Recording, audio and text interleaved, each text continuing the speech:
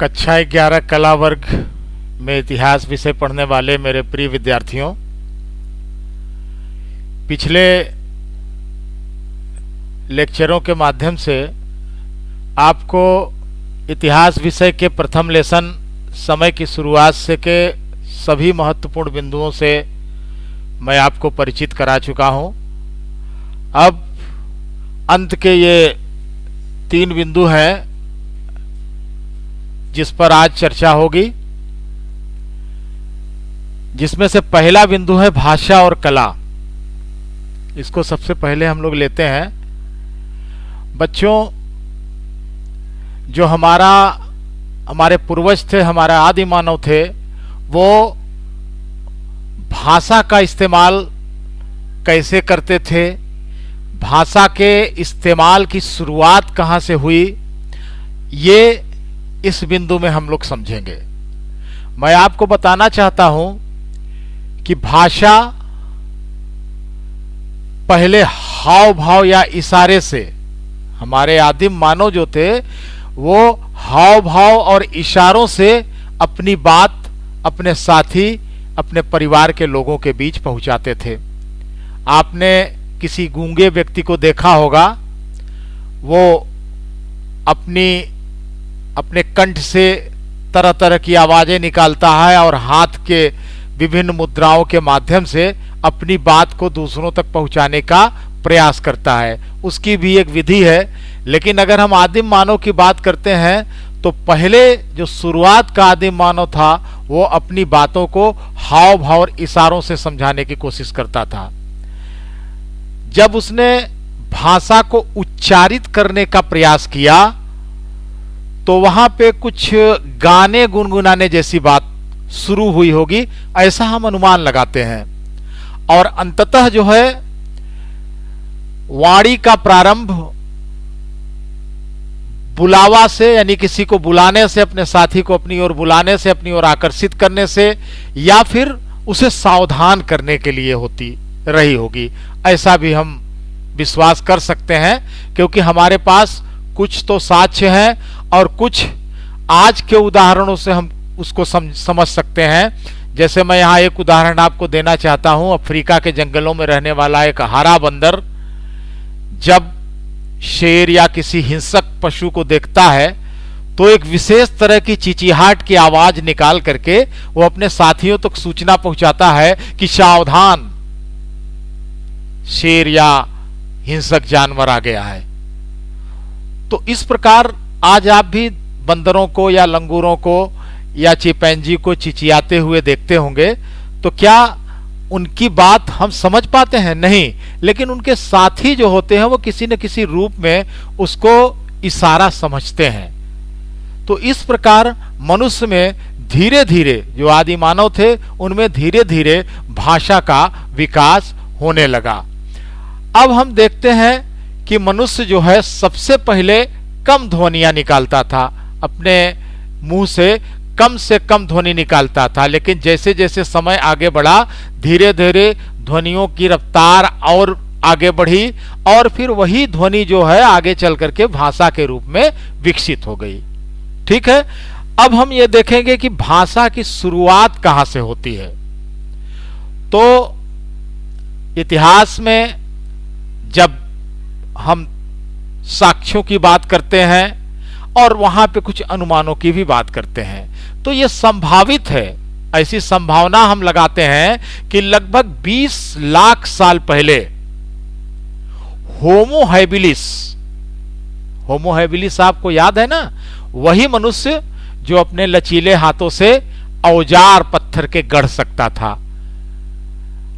आज के जो पुरातत्वविद हैं या जीव वैज्ञानिक हैं वो उसके मस्तिष्क के अध्ययन के आधार पर बताते हैं कि उसके मस्तिष्क में कुछ अलग ऐसा था जिससे ये कहा जा सकता है कि सबसे पहले बोलने का प्रारंभ होमो हैबिलिस मानव ने किया होगा।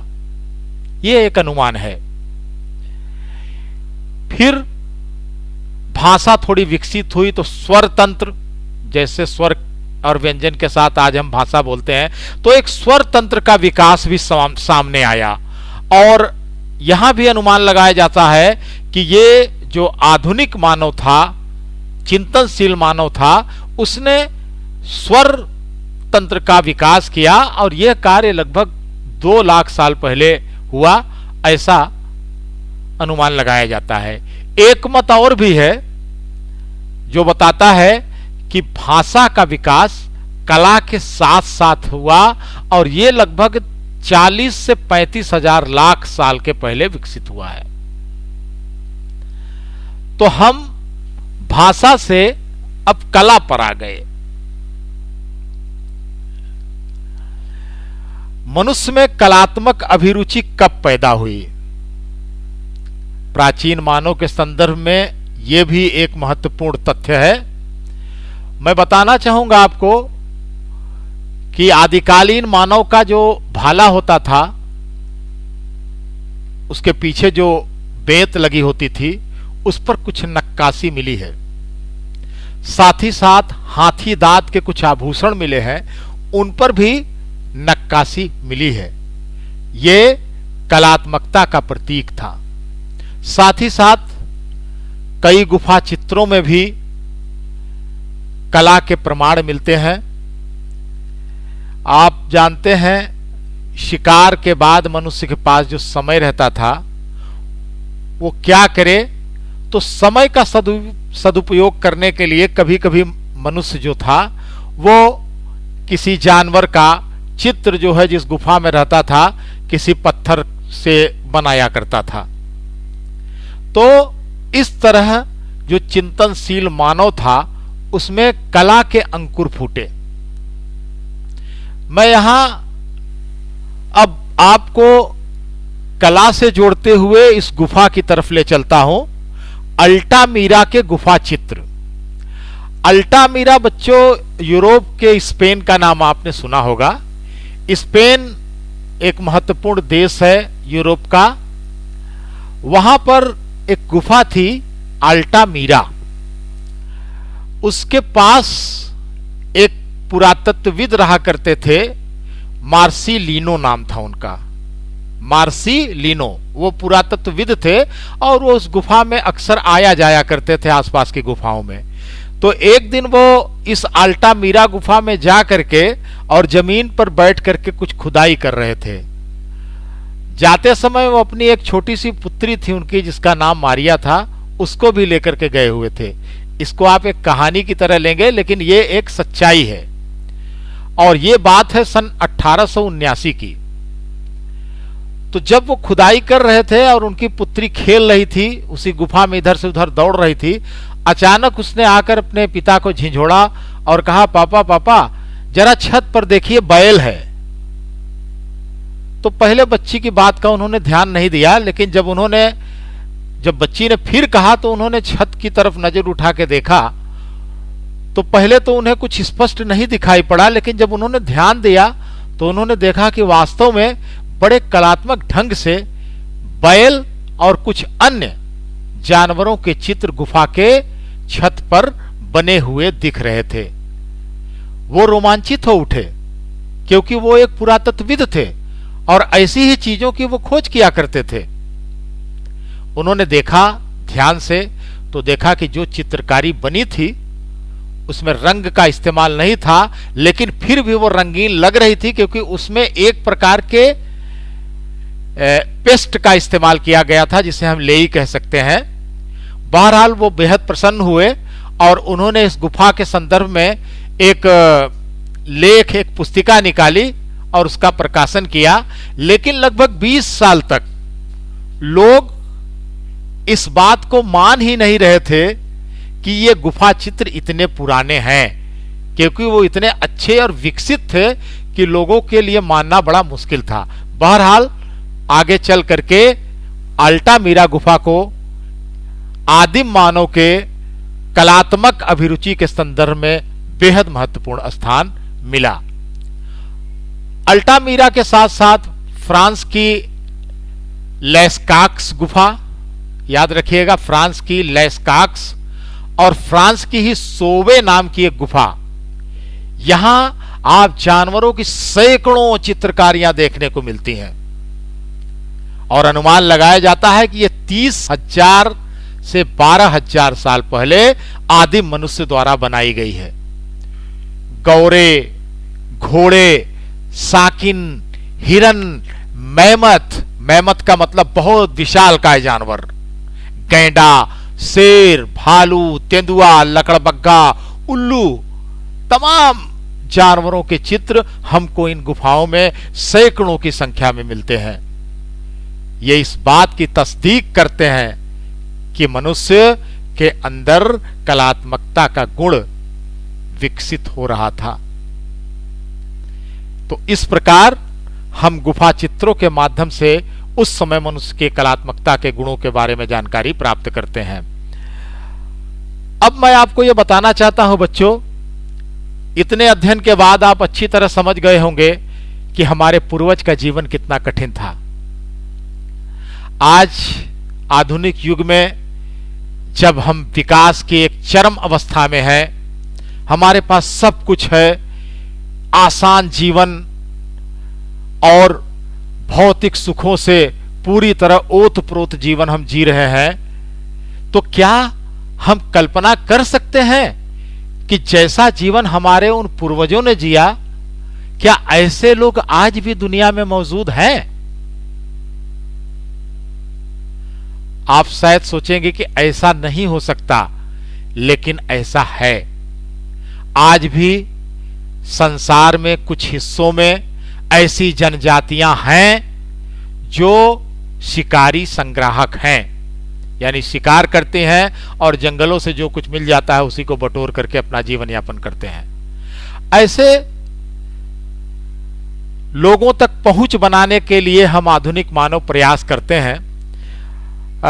एक उदाहरण मिलता है कि कुछ लोगों का दल शिकार करने या किसी अन्य पर्पस से किसी अफ्रीका के जंगल में गया था, तो वहां पे उन्होंने देखा कि ऐसे ही अर्धनग्न आदिम मानव उनके सामने आए, लेकिन इन आधुनिक लोगों को देख के डर के उस घने जंगल में भाग गए जहां जाना हमारे लिए संभव नहीं था। लेकिन आज हम एक ऐसी जनजाति की बात करेंगे जिसका विवरण आपकी पुस्तक में है, और वो जनजाति हम सारे लोगों से परिचित है। उस जनजाति का नाम है हादजा जनजाति या जनसमूह। बच्चों, अफ्रीका का एक देश है छोटा सा तंजानिया। तंजानिया में एक विभ्रंश घाटी के पास एक झील है जिसे लेक इयासी के नाम से जाना जाता है। झील का नाम है लेक इयासी। इसका पूरा पूर्वी इलाका सूखा और चट्टानी है। चारों तरफ समाना घास, कांटेदार झाड़ियां और विशिष्ट प्रकार के पेड़, जिस पर जंगली खाद्य वस्तुएं भरपूर मात्रा में मिलती हैं, इन्हीं से पूरी तरह सुसज्जित यह क्षेत्र है। और छोटे जानवर से लेकर विशालकाय जानवरों का झुंड इन जंगलों में निवास करता है। यहीं पर रहते हैं ये हादजा जनजाति के लोग। ये शिकारी संग्राहक हैं। हाथी को छोड़कर लगभग सभी जानवरों का ये शिकार करते हैं। सबसे बड़ी बात है कि ये शिकार के भविष्य को खतरा नहीं पैदा करते, यानी आराम से अपनी आवश्यकता अनुसार जानवरों का शिकार करते हैं ताकि आने वाली कई पीढ़ियों तक ये जानवर बचे रहें और उनकी पीढ़ी को अपने मांस को देते रहें। ऐसा करके भी नियमित रूप से वो ढेर सारा मांस पा जाते हैं। साथ ही साथ कंदमूल फल, बेर और बाओवाब नाम का एक कठोर फल होता है। साथ ही साथ जंगली मधुमक्खी का शहद बड़ी मात्रा में सेवन करते हैं। आप सोचते होंगे इतने ज्यादा जानवर हैं तो सिर्फ मांस ही खाते होंगे। नहीं, पर्यावरण का उन्हें पूरा ख्याल है। 80% भोजन उनका वन संपत्तियों से मिलता है, यानी बीज से, फल से, कंदमूल से। सिर्फ 20% वो मांस खाते हैं। और शहद मैंने बताया ही है, 80% में बड़ी मात्रा शहद की भी होती है। और आपको जानकर आश्चर्य होगा कि आज इस आधुनिक युग में शिकार और संग्रह करके अपना जीवन व्यतीत करते हुए वे बेहद खुश हैं। तमाम जीव वैज्ञानिक, पर्यावरणविद, पत्रकार इन लोगों से मिल चुके हैं, मिलते रहते हैं और इनकी जीवनचर्या और इनके जीवन के ढंग से परिचित होते रहते हैं। अब हम जानना चाहेंगे कि आखिर इस तरह के जीवन के बावजूद उनकी खुशी का राज क्या है। तो राज यह है कि उनके बीच कोई झगड़ा नहीं है, अधिकार को लेकर कोई लड़ाई नहीं है। जहां वो रहते हैं, आप तो जानते हैं आधुनिक समाज हमारा ऐसा है कि एक एक इंच जमीन के लिए मर्डर हो जाते हैं, मगर हादजा जनजाति में जमीन को लेकर कोई झगड़ा नहीं। जमीन या जो भी संसाधन है उस पर किसी का कोई अधिकार नहीं, वो सबके लिए है। कोई भी कबीला, कोई भी परिवार जहां चाहे रहे, जहां चाहे शिकार करे, कोई उसको रोकने वाला टोकने वाला नहीं है। जहां से चाहे फल इकट्ठा करें, जंगल के जिस भाग में भी जाएं, उनको कोई रोकता नहीं है। सब में बड़ी एकता है। तो मुझे उम्मीद है कि आपको हादसा जनसमूह के बारे में महत्वपूर्ण जानकारी मिली होगी। हादजा जनसमूह की जानकारी आपको पुस्तक में भी है और मैंने भी दी। वो इसलिए दी ताकि आपको एक अनुमान लगे, क्योंकि इस अनुमान से हम अपने पूर्वजों के जीवन के बारे में कुछ था पाते हैं। ठीक है, तो आप भी जरा सोचिएगा। इसी के साथ इस लेसन का यही अंत होता है। आपका प्रथम अध्याय समाप्त होता है। हम अगले सप्ताह दूसरा लेसन इतिहास का लेकर आपसे पुनः जुड़ेंगे। धन्यवाद।